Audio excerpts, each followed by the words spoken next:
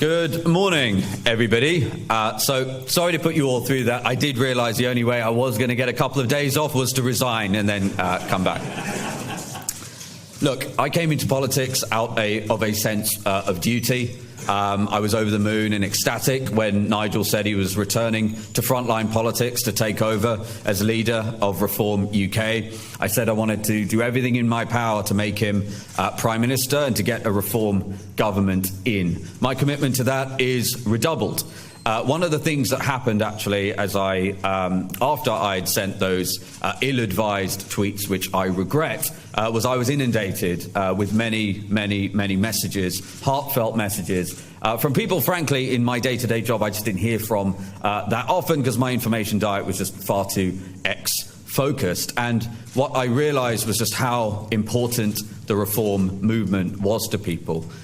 It is not just a political party. The words like heartfelt, people. There was a gentleman who was in palliative care who said that this movement represented what he viewed as really the last chance for this great country to turn itself around. So I realised how critical Reform UK was to so many millions of people, how critical Nigel is, his leadership, our amazing MPs, our volunteers, everybody around the country who has contributed to this. I could not leave that behind. And sometimes in life, and I hope all of you might agree with this, that sometimes when it takes having a little bit of distance from something to realise how important it is to you. I can't thank Nigel enough for having me back. I regret those tweets. I'm just to perhaps jump ahead of some questions, just to be really clear, I was exhausted, 11 months, and we're really proud of what we've achieved. We've gone from 14% of support in the country to 30%. We've got 400 branches full of amazing volunteers across the country. The membership has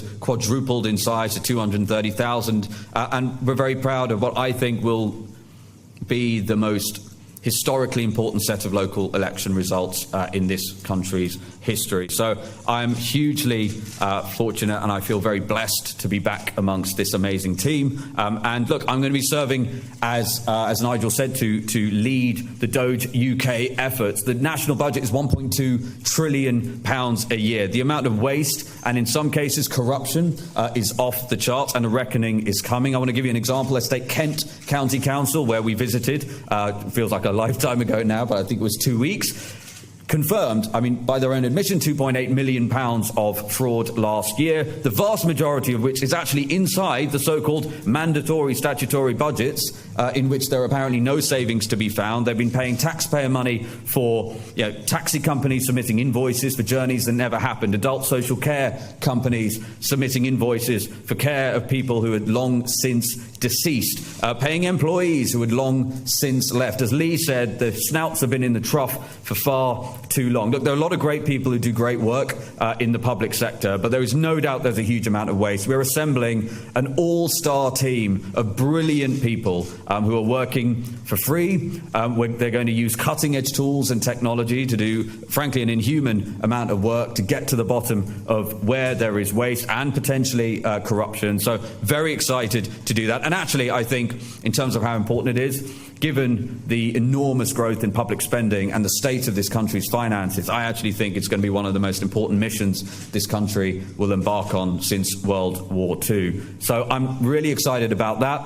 I'm even more excited that Dr. David Bull is going to be the new chairman of the party. Look, this party is no longer a startup. I think it's gone to scale-up phase, to use perhaps a tech analogy. And look, the reality is what we need now in a chairman is someone who is an incredible communicator, someone who's loved universally across the party, loved by the volunteers, someone who's going to, I think, do a better job than me at energising volunteers on the front line. He's going to have more time to do it. I think you probably agree he's a more affable and charming man than I am. So look, I am hugely excited that Dr. David Bull is going to be taking up the role of chairman. I wholeheartedly congratulate him, and I know he's going to do an incredible job for us. Thank you very much, everyone.